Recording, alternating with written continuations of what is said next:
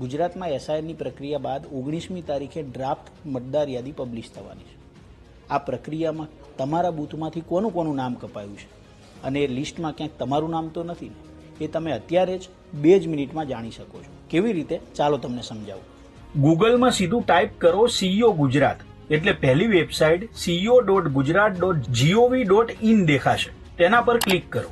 જેવા વેબસાઇટ પર જઈને સ્ક્રોલ કરશો તો નીચે ઇમ્પોર્ટન્ટ લિંક્સ આવશે, જેમાં સૌથી પહેલી લિંક SIR 2026 લિસ્ટ આવશે, જેમાં મૃતક, સ્થળાંતર થયેલા અને ગેરહાજર વોટર્સનું લિસ્ટ હશે. એ લિંક પર ક્લિક કરશો તો જિલ્લાવાર એક લિસ્ટ ખુલશે, જેમાં તમારે પહેલા તમારો જિલ્લો અને તેની બાજુમાં શોની કલમ આવેલી છે તેના પર ક્લિક કરવાનું છે. ધારો કે મારો જિલ્લો અમદાવાદ છે. જિલ્લા પર ક્લિક કરશો એટલે તે જિલ્લામાં આવતી તમામ વિધાનસભાઓનું લિસ્ટ ખુલશે. તેમાંથી તમારી વિધાનસભા પસંદ કરો. જેમ કે હું વિરમગામ પર ક્લિક કરીશ. હવે તમને ત્યાં બહુ બધી PDF દેખાશે.